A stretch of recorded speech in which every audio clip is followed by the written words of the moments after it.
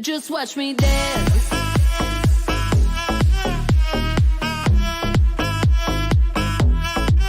Just watch me.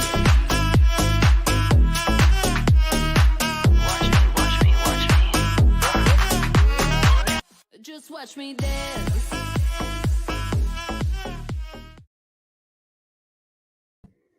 All right, everyone. Hello. My name is Diamond Rivera, and right now we're at episode 175 of the Live Discussions with Diamond podcast. It is now the end of 2020 in just a few days. And yes, this podcast is still going strong, 175 episodes in. And the video you just saw was a quick glimpse into the life of the artist that we have on today. But before we get started, this episode is sponsored by Tuba Chata Radio, representing the West Coast. And also, this episode will be on Spotify and other streaming platforms. And today, people, ending all of 2021, we're taking our talents all the way to the West Coast, San Fran to be exact. And tonight's guest here is very special. Meeting her at the Dallas Bachata Festival for many years, being able to film her, and now having this platform allowing me to appreciate all of her contributions. I think tonight will be a very special episode. And we have here representing Denver, Colorado, the one and only Allison McKay. Hi. Hey, and as I'm in my home and you are in your home, enjoying, I believe that's tea, correct? Yeah, we got a cup of tea. Absolutely. But first of all, Allison, I definitely thank you for your time. I know you're a busy woman, but having this platform means so much, and having people like you on here is definitely why I do it. Yay! Thank you for hosting. It's so cool that you do this podcast. It's cool to get to know all the artists that you know personally, and then you kind of help us share more about ourselves. So thanks for having me. No, absolutely. I mean, of course, we've seen each other at Dallas Bachata Festival this past October, but also now having really this time going to 2022, seeing people like yourself, besides lighting up the dance floor, now having your own brands, whether it's fitness brands and etc. And you having the Sweaty Allison Fitness brand, and we'll get more into that. I think it's important that we promote and highlight the small businesses that many people we know have. So, here at the podcast, of course, we're going to talk about all of the success, but I think it's also more important to kind of highlight the past and the journey and how really everything got started. So, Allison, kind of take us down memory lane. And who's Allison McKay before the costumes, before the makeup, before the performances, before RNA, before it all? Okay, let's see. Before it all, Allison, I don't know. I've kind of been formed through my years of really indulging in fitness and in dance. It's been probably the past 4 years. So before that, I was, in high school or early college. So I was still, those are my more formative years of my life. And my personality was more amorphous. But I'm somebody who's tight with her family. Growing up in Colorado, I love the sun. So that contributes a lot to my happiness, being able to access the sun. Yeah. But honestly, it was partway through college when I discovered dance and when I started really investing in my fitness that I feel like I developed a lot of the values I have now in terms of taking care of myself, my mind, my body, and also the importance that I place on like connection with other people, whether it's a conversation or a dance. Yeah. Yeah. So that's it's a little summary, but dance and fitness are a huge part of my life now. And it's hard for me to describe who I was before that because they've formed me in so many ways in terms of self-discipline and just like experiencing joy and sharing it with other people. So. Oh, absolutely. I mean, of course, talking with dance and fitness. And we have here, of course, Mr. Rennie Gongora saying how much he loves you, showing some love here. And, of course, we'll get into the RNA side and how you got introduced into it. But something that we actually talked about was really interesting was kind of your family's history within dance, and your mom being a former ballroom dancer, but also you telling me about your introduction into dance. I believe it was swing. Am I correct? Yeah. And how did that? Oh, how was that introduction into that style? How did that come about? So my mom fell in love with dancing before I even cared about it whatsoever. And she would force me and my two brothers to go out swing dancing with her every Mother's Day, because on Mother's Day, mom gets to Yeah, do whatever she mom wants. gets everything. Yeah. So on Mother's Day, she would take me and my two older brothers, and we would all go to this place called the Mercury Cafe in Denver. And we'd swing dance, and we hated it. And then eventually, I guess I started liking it because I started going without my mom and without my brothers. And then I was going maybe 6 nights a week by myself. Wow. So that was the beginning. So thank you, Mom. Man, and so when kind of learning this style, was it the typical, you went to like you said, like a lounge, the Mercury bar, the Mercury, what it for the novice, so the person who doesn't know much about the swing dance culture, what could someone expect there?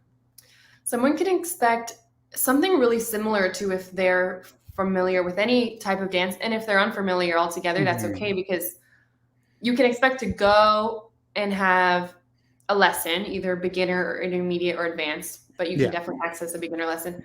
So you'll go to a lesson for an hour, and then afterwards there's the social. And that's like kind of the template for a lot of places. Like RNA does that. And, studios will do that. They'll do weekly classes, and then sometimes they'll have a little social after. But yeah, that's where it starts. Wow. And then of course you said through your swing, you, as your mom, like as it was a dancer, a ballroom dancer, I think you kind of maybe caught the bug per se, or how did that come about, the ballroom lifestyle? Yeah, I caught the bug for sure. That's a great question. I actually don't know my mom's first intro to ballroom. But I do know,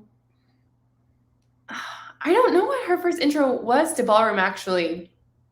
But I know it took a little bit to catch the bug, because in dancing in general, like it's usually out of people's comfort zone to touch another human that they don't know, or to move their own body to music.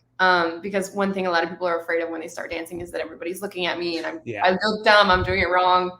So those two things, touching people and like having other people watch you move your body, those are like a big barrier to entry for a lot of people. So whatever got my mom into ballroom, I'm thankful for it. But yeah, once she pulled us into swing, it took a little bit for me to get over like any sort of feelings of judgment towards myself or perceived judgment from other people, and just be like, actually, this is so fun.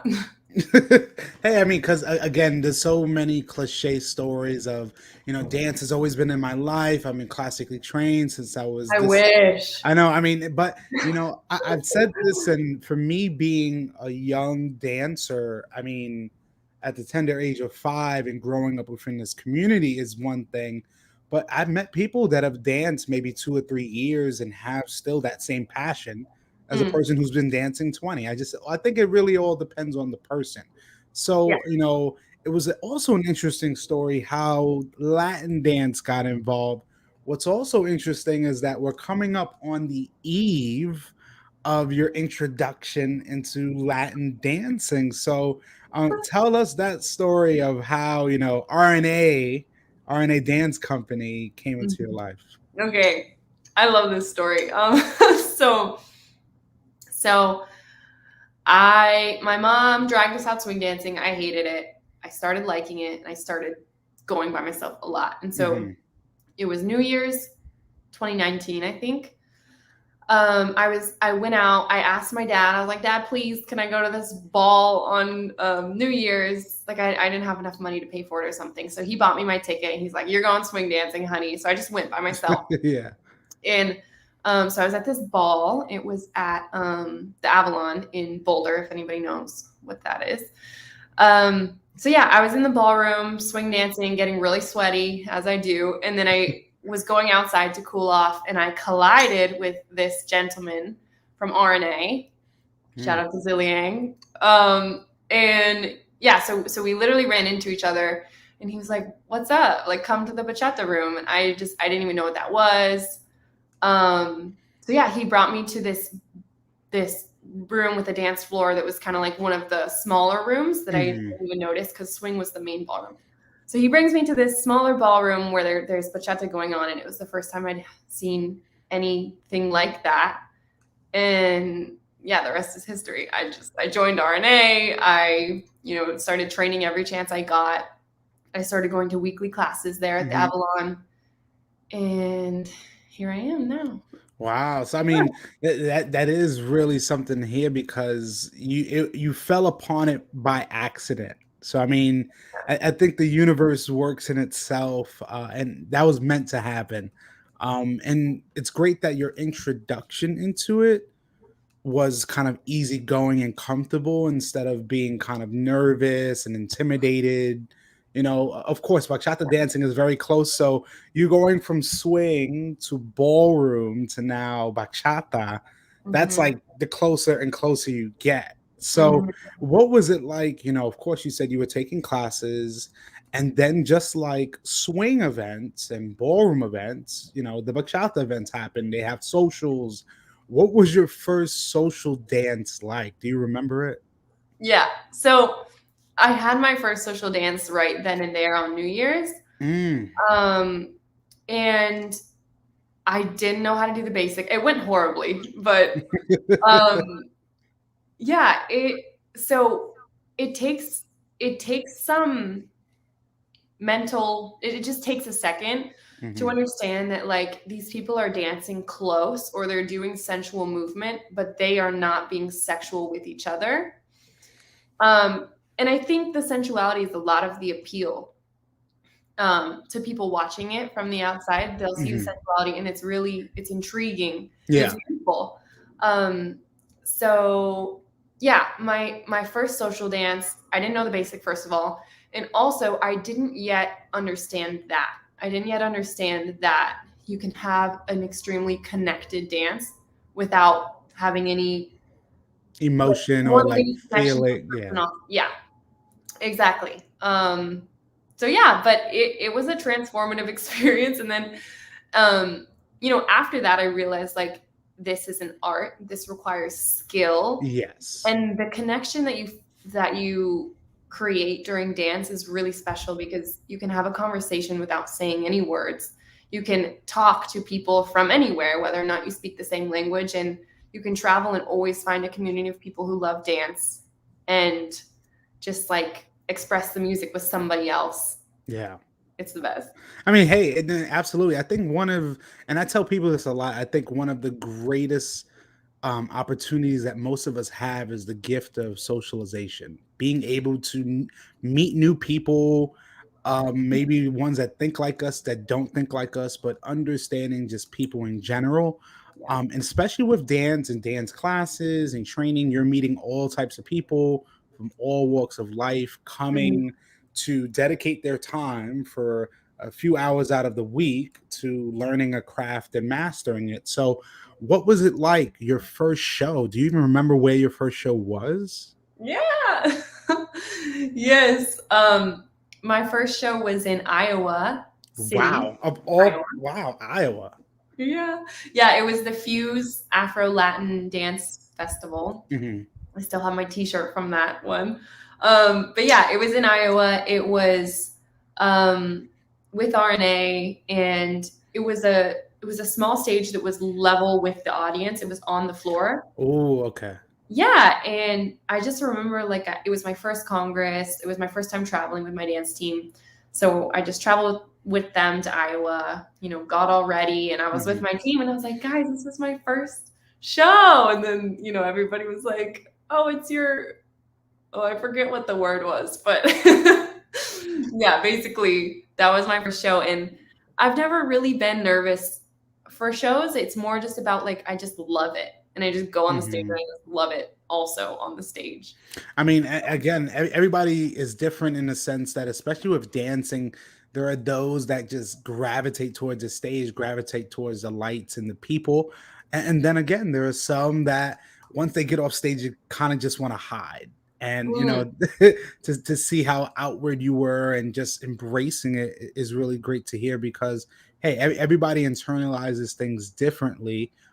But also the introduction into your dancing, you were able to handle it well, because I think too, in all honesty, when it comes to bachata, and like you kind of spoke about, that art form is a beautiful art form, but certain people or the culture of it can be misleading. Like you said, you're dancing with someone yeah. and you understand the closeness of it, but hopefully those two people understand the boundary within that. Yeah. And if one of the people doesn't understand the boundary, it's very obvious to the person who does understand the boundary. So like you can tell right away, as somebody who goes to dance to connect with people, yes, but like just in the dance type of way, just in a sharing a dance type of way, practicing the skill of dance. If somebody comes there for some different reason, it's pretty obvious, and you always have the option to exit the dance floor. You always have the option to have a conversation about it. Yeah, But no, absolutely. And the way you're talking about, Allison, I appreciate it, because, in reality, I've met many people that have been to one or two events and their experience wasn't the best. And it mm, kind of turned them off completely. I mean, I've had people even here while we're talking asking questions about that. I do have a question. I don't know if you want to answer. It comes here from Guy Lavelle, and he asks, have you ever been faced with a situation that a dancer confused sexuality with sensuality on the dance floor? I've heard some horror stories from some of his students dancing at events, and he would love to hear how you've handled the situation. yeah.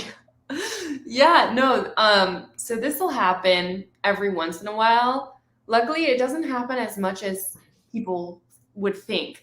It'll Hmm. happen. It depends on the type of place you go to dance at, but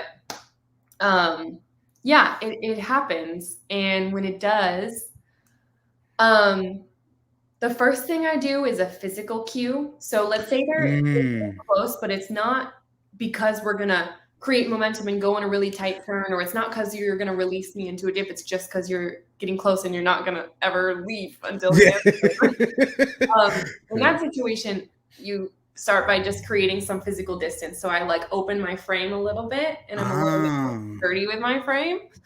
Um, so that's the first thing. And then if they try to take me in close, like I can exit myself. Um, yeah. so I'll do that. I'll exit from close on purpose, or I'll have a sturdy frame. And if that, I mean, that usually gets the point across. Yeah. I also, I usually when I dance, I'm like smiling because I'm just enjoying it. Like it's the time of my life. So, in those cases, I'll kind of, calm my face down, and I'll just kind of get a little bit more like, I mean, my emotions show on my face. So if that's Yes. happening, I'm confused. Yes. You can see it on my face. Yeah, kung fu bachata. I mean, hey, because it's an honest conversation about that. Yeah. And for me too, I think as the videographer, many people don't know that I'm the one watching it while it's happening Mm, and registering, is this a comfortable situation or is this not? And yeah. then it's me looking back on that footage and like, okay, this is something that can change. Like you said, you have those cues and those social cues Yeah. to let someone know, because it's also fascinating that you talked about everybody just has their thing that they do. Like you're very bubbly. One thing I can say, seeing you dancing, I love is you have the wink. Everybody knows that. Yeah, we have that. And my question now to you is, what was your first Congress, like big event, and what was that feeling kind of stepping into that type of world? So my first Congress was Iowa, and it was rather small, but Hmm. um, it is a high concentration of people who just want to spend 3 days doing nothing but dancing, Mm. which is a really cool environment to be in, because at that point, when people spend the money and the time to do that, oftentimes there's really good dancers, or there's people who are really, really keen to learn. And either way, that's a super cool environment. Yeah. Um, so yeah, my first Congress, I danced with a popular bachata dancer, and I learned something every second of every song that we danced together. Mm. So yeah, I just remember learning from people who were kind of farther along in their journey, Yeah. because I was a way different social dancer then than I am now. But I do remember thinking it was the coolest thing ever that I could spend 3 days like Mhm. going to workshops during the day and learning and meeting other people who care just as much about this as I do. And then at night, like practicing everything I learned, learning new moves and social dancing with my dance family. So I yeah. mean, absolutely. And as you talked about kind of getting introduced to dance, but I believe it was during kind of your times in college that dance, but also fitness became a kind of a correlation, a collaboration effort. So now give us an understanding of, you stepping fully into the fitness world. How did that come about? So that was a slow transition starting halfway through college. Mhm. I remember, so I played soccer in high school, and that was Okay. my form of fitness then. And then once I stopped playing soccer after high school ended, yeah, it wasn't until halfway through college that one of my friends just kind of mentioned, like, yeah, I go to the gym every day. And I just said, I never thought to go to the gym every day, not every day. Yeah. He Okay. just introduced the idea of like, I train consistently. And I was like, whoa, that's cool.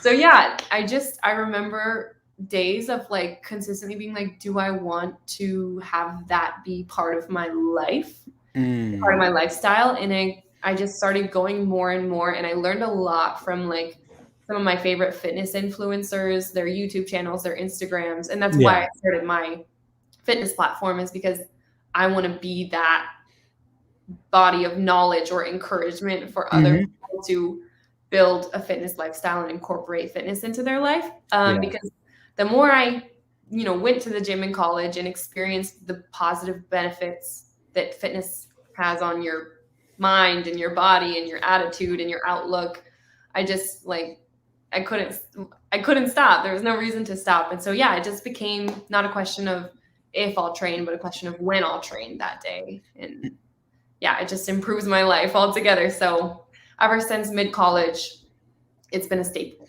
Wow. And then you, of course, being in the dance world, and people, of course, we love to dance. We love to party all night in a sense. But I think, too, there's a big difference between those that just love the social dancing aspect and Mhm. those that train to perform, to travel. And that's a total different mindset.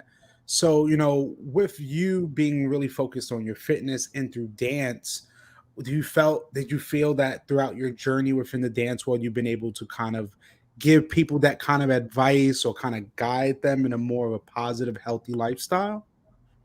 I think so. I think that there's not as much of um, I don't see dance and fitness being united Hmm. in the way that I want.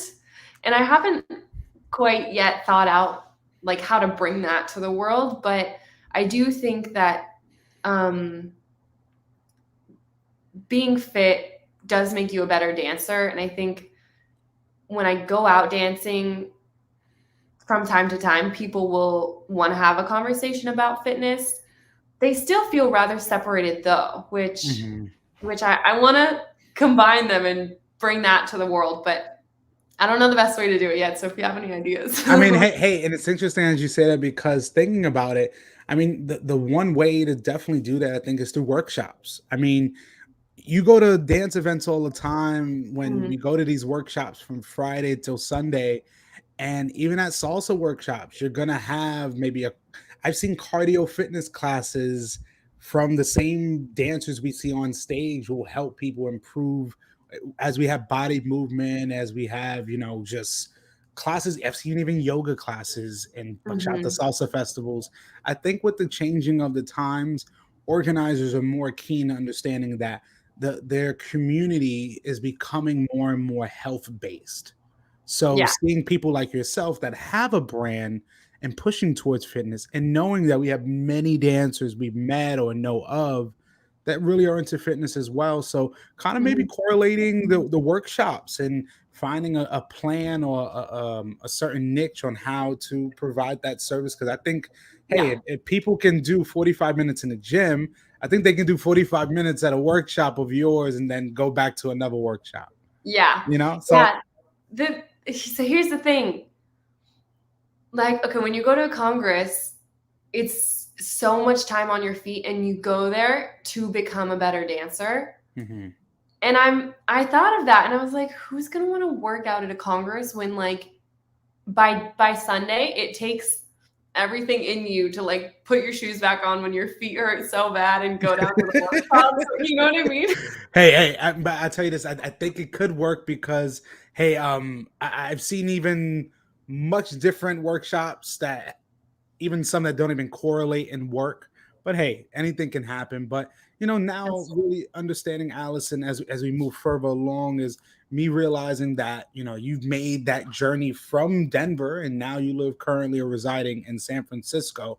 And Mm-hmm. something that we've talked about that I really appreciate is the focus of not giving an excuse. And what I mean by that is you living in San Francisco and being, of course, raised in Denver, working with your team in Denver, making that sacrifice of, hey, even though I can't be there physically, I'm working and training virtually, not making an excuse because you have a goal in mind. And I really admire that, but kind of give us an understanding of what it's like of, instead of the physical rehearsals, you now have to train online most of the time to kind of get your balance on things. Yeah. Well, yeah, I would say that there is no excuse and that I keep at it because I have a goal in mind, yeah, but also just because like I love the process. Like every time I train, it's rewarding. So it's not just a grind to get somewhere. It's that I need the process. I love it. And so the virtual training is way less fun than training in person. I'm not gonna lie. I mean, but Rennie here says I just wanted to mention on how independent Allison is, that she has learned routines Oh, virtually. thanks, Rennie.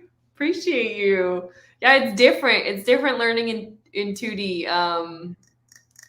It's hard because okay, the virtual training. So I was used to going into the studio, seeing everybody on the team. Like she turns on the warm up song, it's super hype. Like I'm excited. I want to warm up. I want to do all the exercises. It's different when I put the computer up there and then it's like lagging. I can't really see. It's not hype. It's not hype. but I still love working on it. I love learning new choreos. And I think if I was a very, very beginner dancer, it wouldn't work for me to train virtually. But since I have a foundation, I built a really strong foundation with RNA. Now I can put the computer up there and kind of watch and do it myself. And that's not the part that I love anymore. The part that I love is gaining the knowledge through the online training, but then going to the gym in the studio with the mirror and like practicing all out and trying to perfect everything. And that's the part that's become fun for me rather than the actual dance practice with my team. Cause now it's laggy and it's on a small screen and I can't hear anything. But yeah, it's become a lot more sending videos. And anytime I fly to Denver, I always try to go in and have a practice in person because I get better probably 10 times faster when I'm I mean, yeah. I mean, of course, I think too with virtual. I remember years ago when people said you couldn't learn virtually, but I think many of us have put that to rest and put that to bed, especially through COVID. But realizing now going into 2022 and seeing how much as well you've been promoting your brand, Sweaty Allison Fitness,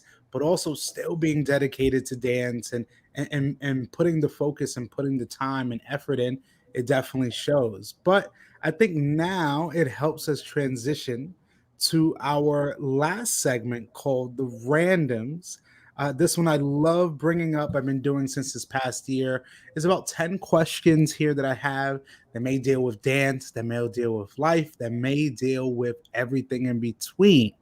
So, Let's do it. yes, we're going to get started. And this now, first question is, I'm ready. what is your favorite position on the soccer field? Oh, I think it was center mid. I haven't played in so long. I used to be defense. That was boring for me.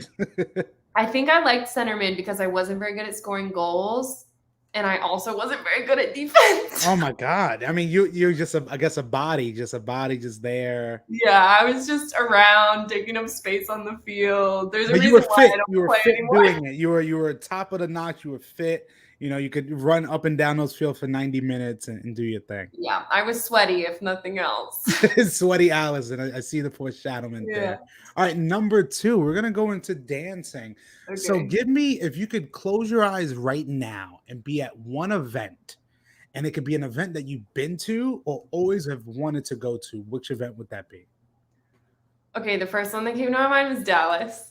Okay. It's yeah, I'm not gonna lie, it's the best so far. Can you give us a reason why the Dallas Bachata Festival is the best?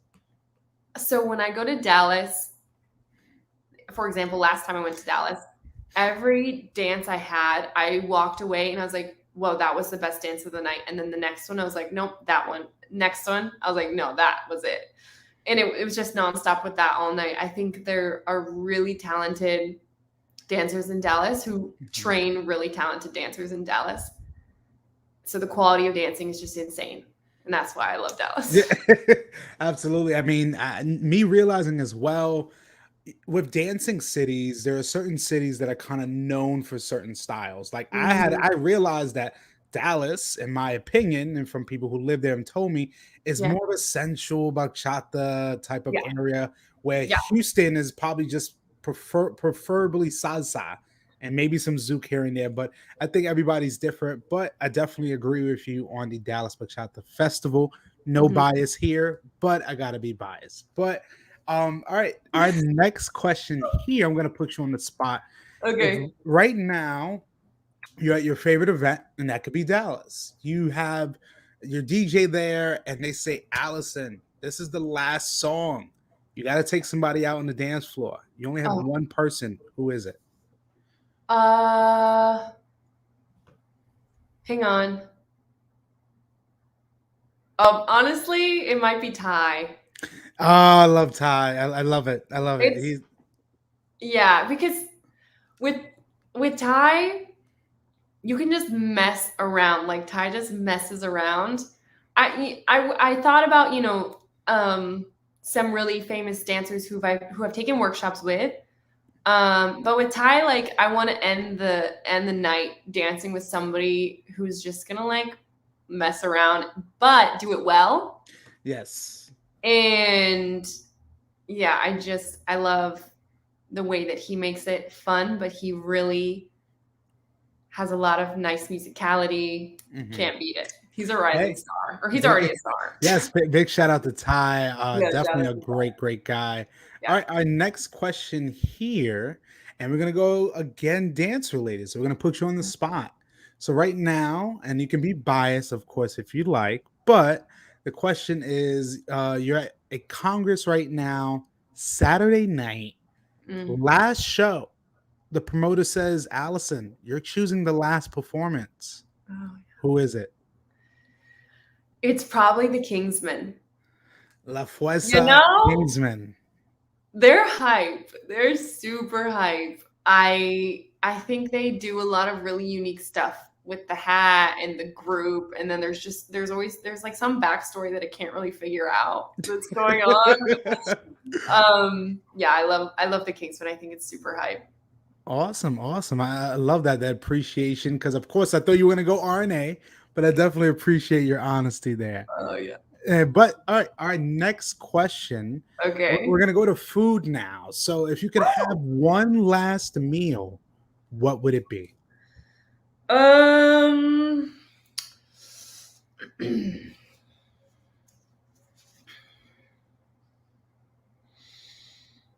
Uh-oh. Okay. Something with mushrooms. That this answer is going to change all the time. Okay. Right now, it would probably be just an amazing steak with Mm, mushrooms and broccoli. okay. And how do you like your steak? That's even a bigger question. Medium because- rare, medium rare. Okay, okay, My family cooks it pretty much not at all. So it's like it's okay. rare, and that's not okay. Also, though, like don't overcook it. Be reasonable, medium rare. Hey, I like that. I like that. I like that. All right, cool. All right, next question here. We're gonna take it all the way to Denver, and the question is, if one of your friends is coming into Denver, and they're saying, Allison, I need you to take me somewhere that just embodies where you're coming from. Where are you taking them? Where I am coming from personally. Yeah, so just saying basically, of course, in your city, if somebody's coming to visit, they're like, hey, I just want to go out for the night, or where's a place I can go to kind of get the essence of the city? Oh, the essence of the city. I would say Pearl Street in Denver. Mhm. Oh, sorry, Pearl Street in Boulder or Larimer Square in Denver. That's the essence of the city, probably. If I take somebody I love to Denver, though, I'm taking them to my mom's house Okay. out for the night, and I'm taking them to RNA because that's the essence. Hey, Yeah. I love the honesty in that. Yeah. Definitely. All right. Next question, and I want you to fill in the blank here. If Allison is not dancing or working out, she is doing blank. She is working on her coaching business. Okay. Hey, you got to find something. So I definitely appreciate that. Yeah. All right. Our next question is: we're gonna throw a softball one at you. Okay. Give me your favorite color. Oh, it's a light pink, kind of like this. Okay. Yeah. Subtle. Okay. Okay. I like that. I like that.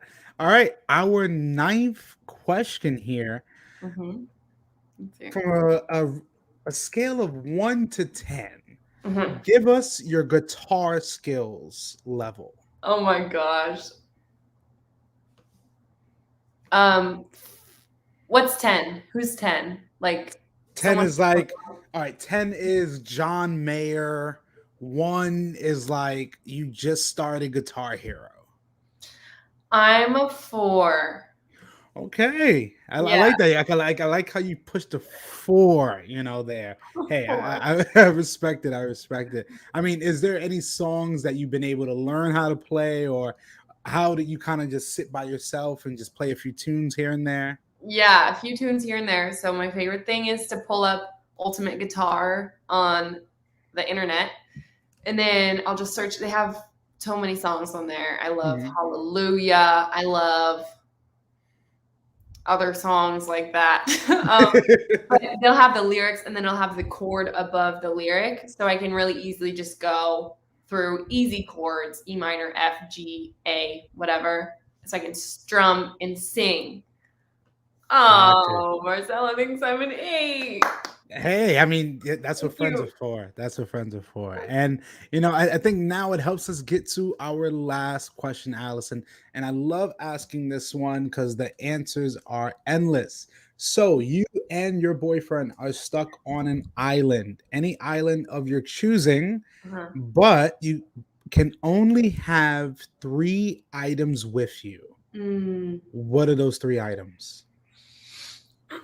So you need a speaker, so Okay. you can dance. So items it doesn't include food, right?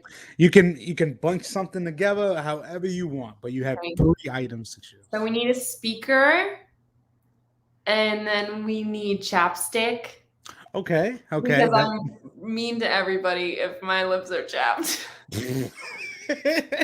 Hey, I appreciate the honesty. I and have it right transparency. here just in case. Is that Burt's Bees right there? Yeah. Of course, Bees. you can't go wrong with Burt's Bees. You can't. It gets the job done. Let's have some now. So right now you have chapstick, you have a speaker, and what else? Maybe something fun like a trampoline. Okay. And you can dance, you can jump, and exercise. I guess that's an exercise, while doing it. Yeah. Okay, there you go. I love it. And Yeah. I guess here within that, you'll find some food somewhere. You'll scavenge the Right. I waters.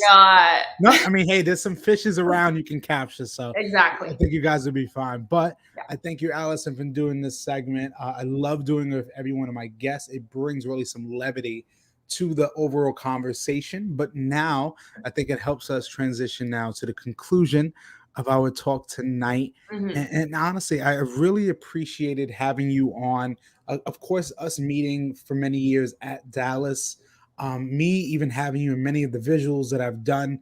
And the reason I do that is because I can just see the genuineness and how much you appreciate this community, but also appreciate how much dance is done and meant to you. And I can see that when you dance because, many people you can see through a dance kind of their story. And you're having the opportunity, but having this platform that allows me to bring artists like you on, to not just appreciate what we see on the stage or in an Instagram reel, but just also appreciate the human being aspect of it. Because I think a lot of Yes. times that gets lost. And again, just seeing how far you've come and seeing what you have going for yourself in the future. I'm definitely excited here at the podcast, but I myself as Diamond just support everything you do because again, you have a genuine heart. The people you surround yourself with are great. The dance community has done so much for the both of us. But just to see what you have going for the future, I can't wait to see what's coming up next. But before we go, I'd love to know if you had any last few words for myself in the audience, but also contact info on how people can reach you and learn Oh, more about your business. that's right. Okay. Parting words. Diamond, thank you for starting a podcast where people can get to know dancers or artists or just other people that they might see online a little bit deeper because we are human. And it's easy to forget that when all you see is a snapshot. So thank you, Diamond, for having me on. It was really fun. And parting words are just to love yourself, Mhm. everybody. Let's work on that in 2022. Yes. And through that, you will surely take care of yourself through taking care of your body, I hope, and doing things you love. For me, it's dancing. For you, it might be something else. And to contact me, my Instagram is at sweatyallison_coaching Mm. now because I'm trying to expand to a coaching brand rather than just fitness, but fitness is Yes. part of it. So sweatyallison_coaching on Instagram and TikTok, Allison McKay on Facebook, and come find me if you want to chat.